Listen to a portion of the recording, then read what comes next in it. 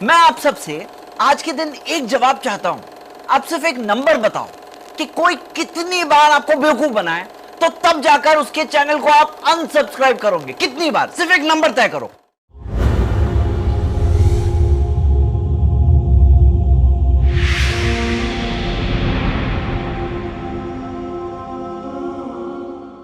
मैं इंपॉर्टेंस उसका समझ लूं तो मुझे भी टट्टी और पेशाब पीना पड़ेगा फिर।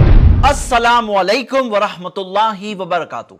अल्हम्दुलिल्लाह वस्सलातु वस्सलाम अला रसूलिल्लाह व अला आलिहि वसहबिहि अजमईन अम्मा बाद। इसकी बातों से तो आपको ऐसे समझ में आया होगा कि इस्लाम में मोहम्मद सल्लल्लाहु अलैहि वसल्लम की पेशाब पीना सिखाया गया है और पाखाना खाना सिखाया गया है। ये है आपका मजहब मसीर साहब, ये है आपका मजहब। इससे अच्छा तो आप निकल जाओ, वरना फिर पेशाब और पाखाना खाना पड़ेगा आपको। ये वीडियो देखने के बाद तो अभी आपको ऐसा लग रहा होगा जैसे कि इस्लाम में फर्ज है, यानी कंपलसरी है, जैसे कि इस्लाम के अरकान, पिलर्स में से है। आज मैं आपको एक सैंपल के तौर पर इस टॉपिक पर एक्सपोज करके बताना चाहता हूं कि ये लोग किस तरह अपनी ऑडियंस को बेवकूफ बनाते हैं। हकीकत यह है कि पेशाब पीने की हदीस ज़ईफ है, गैर साबितशुदा है। इस टॉपिक पे हर एक हदीस की पूरी डिटेल्स मैं आपको इस वीडियो में आगे बताऊंगा। पाखाना खाने के ताल्लुक से तो ज़ईफ हदीस भी नहीं है, इरादे के बारे में एक हदीस है जो ज़ईफ है। मेरा चैलेंज है कि कोई भी सही हदीस पेश करो कि नबी सल्लल्लाहु अलैहि वसल्लम के सहाबा, कंपेनियंस मोहम्मद सल्लल्लाहु अलैहि वसल्लम की पेशाब पिया करते थे, पेश करो, और उनकी पाखाना खाया करते थे, पेश करो। और अगर नहीं है तो पब्लिक स्टेटमेंट दो कि आपके पास कोई सही हदीस नहीं है और अपोलोजाइज करो। इस्लाम में तहारत, सफाई की बहुत इंपॉर्टेंस है। नमाज में जिस्म पर, कपड़ों पर और नमाज की जगह पर कोई भी नजासत यानी कि गंदगी नहीं होनी चाहिए। अगर आप उस गंदगी, नजासत की लिस्ट देखो इस्लाम में तो बिल्कुल टॉप पर आपको पेशाब और पाखाना मिलेगा। और जो चीज गंदगी है, नजासत है, वो खाने के लिए हराम है इस्लाम में। सही हदीस में आता है कि मोहम्मद सल्लल्लाहु अलैहि वसल्लम जब भी टॉयलेट के लिए जाया करते थे तो अपने साथ में पानी का टम्बलर, इदावतु मिन माइन यानी अस्तंजी बिह, पानी का टम्बलर ले जाते जिससे वो अपने आप को साफ किया करते थे। आप बताओ, साबितशुदा प्रूवन चीजों को छोड़कर अनप्रूवन स्टेटमेंट्स के बेसिस पर इतनी बड़ी शख्सियत के ऊपर इस तरह से एतराज उठाना, क्या यह सही है? यह बात हमारे क्रिश्चियन भाई बहुत अच्छी तरह से समझ सकते हैं। क्रिश्चियन स्कॉलर्स बताते हैं कि जीसस क्राइस्ट के बारे में कुछ गैर मुनासिब चीजें, जैसा कि आप देख सकते हैं, जो गॉस्पेल ऑफ सेंट थॉमस में दी हुई है, वो चीज को वो नहीं मानते। क्यों? क्योंकि gospel of Thomas Christian Bible के कैनोनिकल बुक्स में से नहीं है, में शामिल नहीं है, वो लोग उसे नहीं मानते। ये बात हमारे हिंदू भाई भी बहुत अच्छी तरह से समझ सकते हैं कि वाल्मीकि रामायण की जो 7 कांड है, उसमें जो 7वां कांड है उत्तराकांड, उसके अंदर राम के बारे में कुछ गैर मुनासिब चीजें मिलती है। उनका यह कहना है कि वो इस उत्तराकांड को नहीं मानते हैं कि यह ओरिजिनल वाल्मीकि रामायण का हिस्सा है।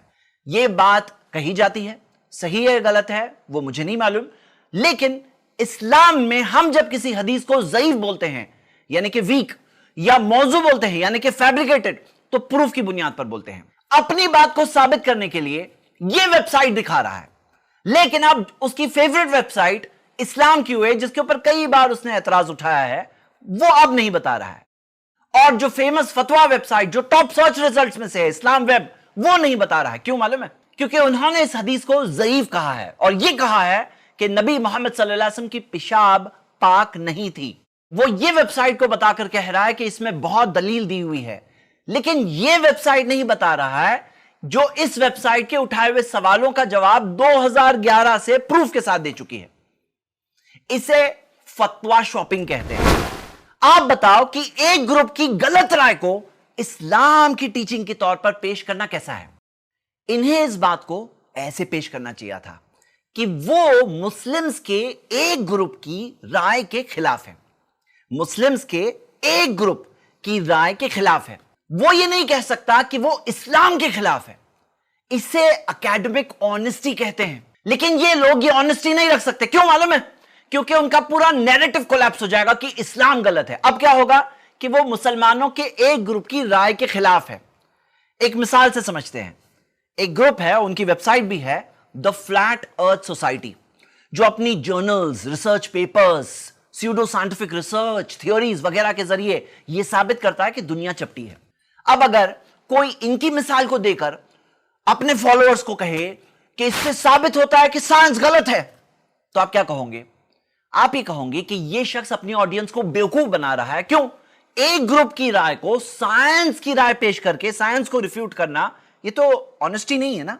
अगर ये लोग इस्लाम के दुश्मन अपनी दुश्मनी में भी ईमानदारी रखें, तो जो टॉपिक्स में इन्हें इख्तिलाफ है उनकी दुकान का 1/3 स्टॉक, 1/3 स्टॉक खाली हो जाएगा। और यह रूल अगर वो बनाए कि ज़ईफ और मौजू हदीस, झूठी और फेक बातों को बुनियाद बनाकर इस्लाम पे एतराज नहीं उठाएंगे, तो उनकी दुकान का और 1/3 स्टॉक खाली हो जाएगा। और जो बाकी 1/3 बचेगा, जेन्युइन सवाल, उनका हम लोग जवाब देंगे इंशाअल्लाह। लेकिन बेवकूफी यहां खत्म नहीं होती है, आगे देखिए। As some of our wise men say, is the water of paradise. यानी जितने लोग जन्नत में जाएंगे मुसलमान, तो आपको जो पानी मिलेगा वो मोहम्मद साहब के का असल में वो पेशाब मुबारक होगा। यार जहन्नम में कम से कम ये पेशाब तो नहीं मिलेगा ना जुबैर साहब, पेशाब तो नहीं मिलेगा। आग एक बार झेल लेंगे यार, लेकिन ये पेशाब कौन पिएगा आप बताओ। आप देखिए किस तरह अपने फॉलोअर्स को बेवकूफ बनाते हैं ये लोग। पहले तो ये बात किसी सही हदीस में नहीं है। दूसरा कि अगर तालाब के पानी से चाय बनाई गई है तो क्या इसका यह मतलब निकलता है कि पूरा तालाब चाय से भरा हुआ है? यह कहां दिया हुआ है कि जन्नत में मोहम्मद सल्लल्लाहु अलैहि वसल्लम की पेशाब पिलाई जाएगी? कहां दिया हुआ है? कहां दिया? चैलेंज है उनके लिए, लाओ लाओ, या तो अपॉलोजाइज करो या तो माफी मांगो। मैं आप सबसे आज के दिन एक जवाब चाहता हूं। आप सिर्फ एक नंबर बताओ कि कोई कितनी बार आपको बेवकूफ बनाए, तो तब जाकर उसके चैनल को आप अनसब्सक्राइब करोगे। कितनी बार? सिर्फ एक नंबर तय करो, तय करके अपने पास ही रखो।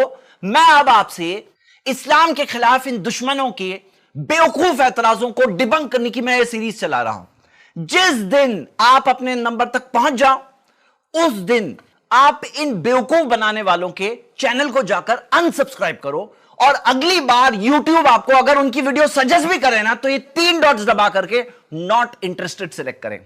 और देखते रहिए मेरे साथ इन वीडियोस को। हमारे चैनल को जरूर सब्सक्राइब करें ताकि हमारी अगली वीडियो मिस ना हो। अब आइए देखते हैं इन सब हदीसों की एनालिसिस बताने से पहले मैं आपको एक बात बता देना चाहता हूं। ये लोग कहते हैं कि कोई तो इस्लामिक स्कॉलर है जिसने इस हदीस को मोतबर कहा है, रिलायबल कहा है। तो इस वजह से वो क्या कहते हैं कि हमें दोष नहीं दे सकते हैं, हम तो स्कॉलर को कोट कर रहे हैं।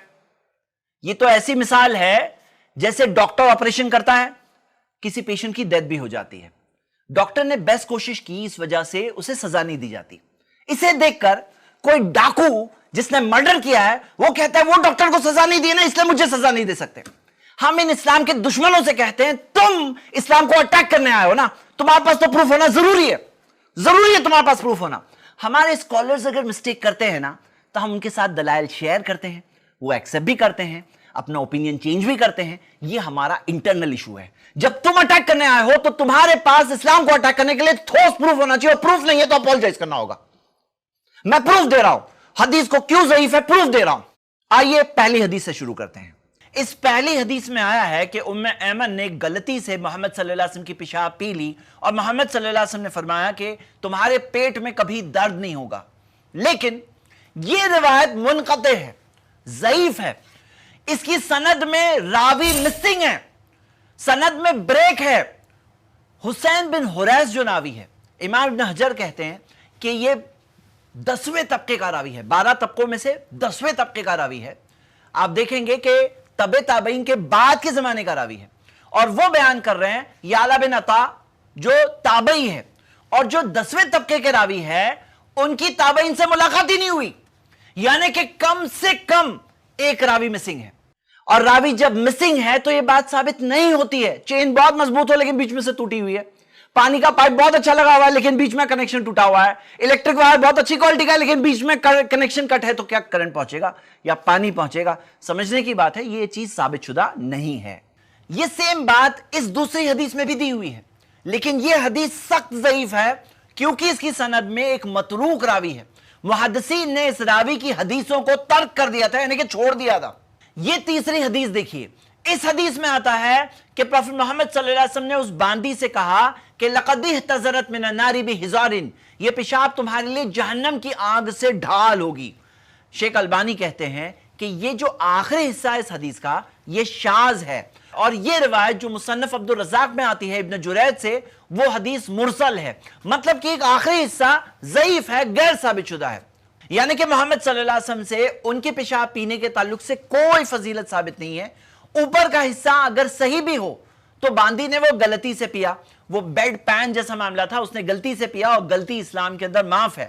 لیکن اس بارے میں دلیل کی روشنی میں اگر آپ صحیح بات جاننا چاہتے ہیں تو شیخ شعیب ارناؤت نے ابو داؤد کی اپنی چیکنگ میں بتایا ہے کہ اس حدیث کا جو شروع کا حصہ ہے وہ بھی ثابت نہیں ہے، یعنی کہ پوری کی پوری حدیث ضعیف ہے، کیونکہ امام ذہبی نے حکیمہ بنت امیمہ یہ راویہ جو اس حدیث کے اندر ہے ان کے بارے میں میزان الاعتدال میں لکھا ہے کہ یہ راویہ غیر معروفہ ہے۔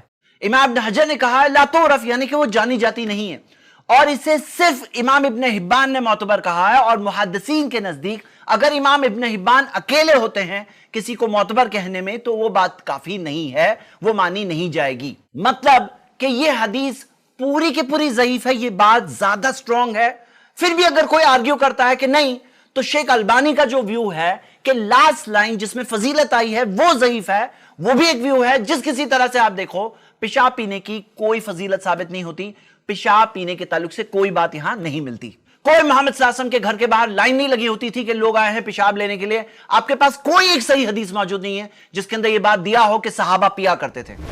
یہ چوتھی حدیث بھی بتائی جاتی ہے جس میں دیا ہے انس بن مالک رضی اللہ عنہ کے گھر کے کنویں میں محمد صلی اللہ علیہ وسلم نے پیشاب کیا، لیکن یہ حدیث ضعیف ہے، غیر ثابت شدہ ہے۔ کیوں؟ کیونکہ اس کے اندر ایک راوی ہے عبید اللہ بن نعمان المنقری جس کی کوئی توثیق نہیں ملتی، یعنی کہ وہ راوی اننون ہے۔ بلکہ محمد صلی اللہ علیہ وسلم کی تعلیم تو یہ ہے کہ جو نہانے کی جگہ ہے جہاں ٹھہرا ہوا پانی ہو، ایسی جگہوں پر جہاں پہ لوگوں کو تکلیف ہو سکتی ہے ویسی جگہوں پر پیشاب الٹا نہ کیا جائے۔ پاخانہ کھانے کے بارے میں یہ حدیث بتائی جاتی ہے جس میں آتا ہے کہ جابر بن عبداللہ رضی اللہ عنہ نے ایک ارادہ کیا کہ محمد صلی اللہ علیہ وسلم کا پاخانہ وہ کھائیں، لیکن یہ نہیں بتایا جاتا ہے کہ یہ حدیث ضعیف ہے، بلکہ یہاں تک کہ امام ذہبی نے اپنی کتاب میزان الاعتدال میں اسی حدیث کا حوالہ دے کر کہا ہے کہ اسحاق بن سلط جو راوی ہے وہ سخت منکر روایتیں بیان کیا کرتا تھا امام مالک سے، اور انہوں نے کہا ہے کہ اس کی پوری سند اندھیرے میں ہے۔ آپ اس میں دیکھ سکتے ہو کہ کئی اننون راوی ہیں، پورے علماء کی کمیٹی نے بھی اس حدیث کو ضعیف میں شمار کیا ہے۔ آخر میں ایک سوال میرے ذہن میں آ رہا ہے کہ یہ سب باتیں اتنی سمپل ہے، جو باتیں میں نے کہی یہ کوئی بہت بڑے جینیس کو سمجھ میں آئے گی ایسا نہیں ہے، بہت سمپل سی باتیں ہیں۔ یہ لوگوں کو یہ باتیں کیوں نہیں پتا ہے، یہ لوگوں کو یہ باتیں سمجھ میں کیوں نہیں آتی ہے؟ تو حقیقت تو یہ ہے کہ ان کی آنکھیں اندھی نہیں ہیں، ان کے دل جیسے کہ اندھے ہو جاتے ہیں ان کے اس تعصب اور اس نفرت کی وجہ سے۔ میں لوگوں سے اپیل کرتا ہوں کہ ہم سب کو انصاف سے کام لینا چاہیے، ہم سب کو سچائی کی تلاش کرنی چاہیے، جو سچ ہے اور صحیح بات ہے اسے قبول بھی کرنا چاہیے۔ میں آپ سے ریکویسٹ کرتا ہوں یہ اندھی نفرت کو ختم کریے، آئیے ہم سب سچی بات کو دیکھ کر اسے قبول کریں۔ شکریہ، السلام علیکم ورحمۃ اللہ۔